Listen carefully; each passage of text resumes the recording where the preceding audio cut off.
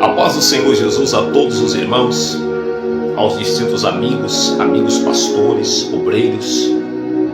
Que Deus abençoe a sua vida, que Deus guarde a sua casa, a sua família, mediante ao momento tão difícil que estamos passando por conta deste vírus que se alastrou em todo o mundo. Que Deus então te guarde. Aliás, o Salmo 91, o verso 1 diz: aquele que habita no esconderijo do Altíssimo, à sombra do Onipotente, esse tal descansará. E o verso 7 diz: 1000 cairá ao teu lado, 10.000 à tua direita, mas tu não serás atingido. Somente com os teus olhos olharás e verás a recompensa dos ímpios. Que Deus te guarde, te livre e te abençoe. Não podemos de forma alguma deixar de orar pela nossa cidade, pela nossa nação e pelos nossos governantes. Que Deus abençoe. Querido irmão, distinto amigo, eu quero deixar um texto rápido, conciso, de uma reflexão básica para nós meditarmos então as Sagradas Escrituras. Num tempo como esse se faz necessário o alimento para a nossa alma, que nos traz esperança, que nos traz força e que nos acrescenta a cada dia a fé e a esperança de um dia se encontrar com Jesus Cristo nos ares. Que Deus nos abençoe. Eu vou ler um texto rápido e vou dar uma explanação rápida. 2 Reis capítulo 20, verso 4 até o 6. Antes que Isaías tivesse saído do pátio da entrada central da cidade, veio a ele a palavra do Senhor, dizendo: volta e diz a Ezequias, príncipe do meu povo, assim diz o Senhor, o Deus de Davi teu pai: ouvi a tua oração e vi as tuas lágrimas. Eis que te curarei, e ao terceiro dia subirás à casa do Senhor, e ainda acrescentarei mais 15 anos de vidas a ti. Querido irmão, distinto amigo, estamos diante de um texto muito conhecido de vós outros. Quem de nós nunca apregoou esse texto? Eu quero extrair algumas lições desse texto dentro dos acontecimentos para nós continuarmos em oração. Veja que o profeta Isaías recebeu de Deus uma ordem de condenação a Ezequias. E lá ele foi e disse: conserta a tua casa, porque certamente morrerás e não viverás. A sentença de Deus sobre a vida dele já estava decretada. Porém, quando o profeta está saindo, a Bíblia vai nos dizer que Ezequias vira para a parede, começa a orar, e a sua oração se transforma numa súplica, porque orar é uma coisa e suplicar é outra. Súplica é aquilo que vem do recúdito da alma. Súplica fala da necessidade. Súplica fala do socorro imediato de Deus. E assim fez Ezequias. Orou e chorou. E quando o profeta está indo embora, o texto vai nos dizer que ele está próximo de sair do pátio externo do templo, já chegando na cidade. O texto vai nos dizer que Deus fala para ele voltar, retornar e dizer a Ezequias que ele haveria de ser curado, e Deus ainda acrescentaria mais 15 anos de vida, porque o texto diz que o Senhor ouviu a oração de Ezequias e viu as suas lágrimas. Então o nosso Deus ouve, o nosso Deus vê. Aliás, Isaías 59, verso 1 diz que os ouvidos dele não está gravado para não poder ouvir. E o nosso Deus, ao ouvir e a ver ele chorando, o nosso Deus reverteu a situação que aos nossos olhos seria irreversível, que aos olhos até mesmo de Ezequias seria irreversível. Mas pelo fato dele ter colocado o seu coração no altar de Deus, dele ter orado com toda a expressão e força, entregue a Deus na plenitude a vontade e o seu desejo, e chorado diante do Senhor com todo remorso e culpa, Deus ouviu então a sua oração. E Deus acrescentou 15 anos e o curou daquele mal. É dentro desse texto que eu quero deixar uma rápida reflexão para nós. O Deus que reverte situações irreversíveis. Por que Deus revogou a situação de Ezequias? Deus revogou a situação de Ezequias porque Ezequias virou para a parede, orou, chorou, se humilhou de toda a sua alma, de toda a sua força, de todo o seu coração. E Deus reverteu então a sua sentença, que era de morte, trazendo a ele a cura e acrescentando mais 15 anos de vida. O poder da oração é ilimitado. A oração é uma ponte que nos leva da terra até o céu diante de Deus. O véu que separava, a Bíblia diz que não separa mais. Agora temos livre acesso da terra até o Senhor, para estar diante dele e conclamarmos então a nossa necessidade.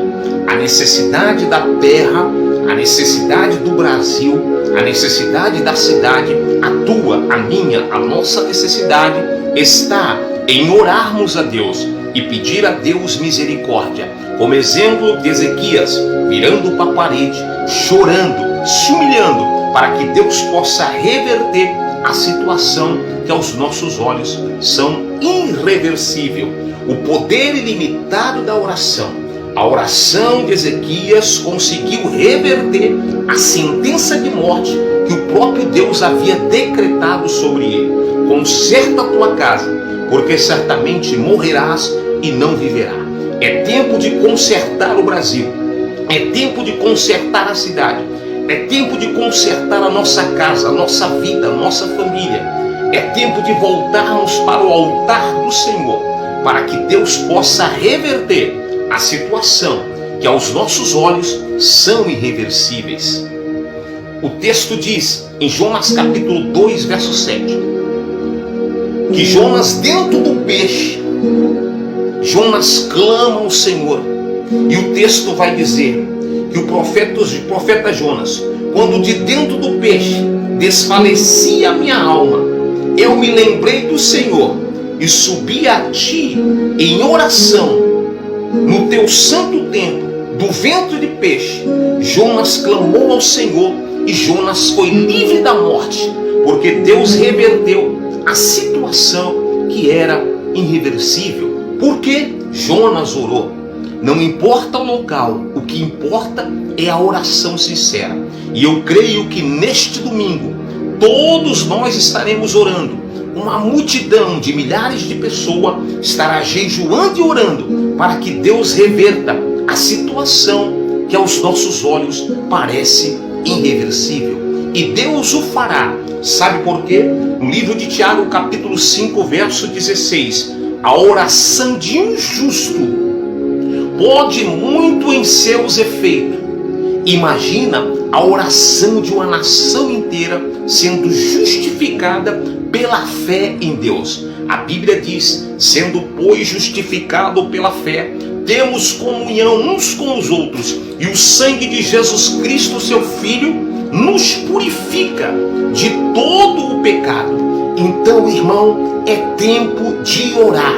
Ana precisou de ajuda de Deus, porque ela desejava ter um filho, e Ana orou. A oração de Ana foi semelhante à do rei Ezequias. Ana orou, chorou, se lamentou sem palavras, e Deus ouviu a oração de Ana. A Bíblia diz que Daniel, mesmo com a sentença contra ele, abriu as janelas voltadas para Jerusalém e orou. E por causa da oração de Daniel, ele foi para a cova dos leões. Mas a Bíblia diz que o Senhor enviou o seu anjo e livrou Daniel das feras. E o rei Dario, quando acordou pela manhã, ele disse: acaso, ó Daniel, o Deus que tu serve fielmente te livrou da boca das feras? E Daniel, do fundo da cova, disse: sim, ó rei. Sim, ó rei, porque ele não viu em mim pecado algum, ou alguma coisa que me condenasse. E o rei disse: tirai Daniel rapidamente. E o rei decretou um novo decreto, dizendo: o meu reino, ninguém adorará o outro rei que não seja o Deus de Daniel, porque Daniel foi livre por esse Deus da boca das feras. E Daniel conseguiu mudar o decreto do rei. Sabe por quê? Por causa da oração. A oração reverte situações irreversíveis. A Bíblia vai dizer que Abraão orou por Ló e Deus resgatou Ló da destruição de Sodoma e de Gomorra, porque a oração reverte situações irreversíveis. A Bíblia vai nos dizer que até mesmo o nosso próprio Jesus foi orar, e orando por a terceira vez voltou e encontrou os discípulos dormindo, e a oração do Getsemane, ele disse: Senhor, se possível for, afasta de mim este cálice. Mas era necessário ele morrer, para que hoje eu e você tivesse vida, porque ele morreu, ressuscitou ao terceiro dia, para nos dar vida, força, para nós orarmos, irmãos, para nós buscarmos a Deus, a fim de que essa situação seja revertida ao nosso favor, porque Deus reverte situações que aos nossos olhos são irreversíveis. Que Deus te abençoe, te guarde, te livre. Não deixe de orar. Meu irmão, quando eu tenho que orar? 1 Tessalonicenses 5,17. Orai sempre e sem cessar, em todo o tempo, levantando as mãos santas, dobrando o joelho desconjuntado, convertendo o teu coração a Deus, e Deus reverterá situações irreversíveis na tua vida. Há um poder na oração. É por isso que Deus disse em 2 Crônicas 7,14: se o meu povo, que chama pelo meu nome, se ele se humilhar e orar e buscar a minha face e se converter de todos os seus maus caminhos, eu, o Senhor, ouvirei do céu, perdoarei o seu pecado e sararei a sua terra. A terra precisa ser sarada, mas nós precisamos se humilhar, nós precisamos orar. Que Deus te abençoe em Cristo, em nome de Jesus. Senhor, em nome de Jesus, eu coloco diante de Ti todos esses irmãos, todas essas irmãs, todos esses amigos, todos esses pastores. Abençoa em nome de Jesus esse dia e manifesta o Teu poder entre nós. Dá livramento para a nossa cidade, dá livramento para a nossa nação, dá livramento para os nossos familiares. Dá livramento para aqueles que estão sentados no banco da praça, debaixo das pontes, dos viadutos, no leito do hospital, no leito de dor, desenganado pela medicina. Dá o livramento e glorifica o Teu nome. É o que eu te peço e agradeço, em nome de Jesus.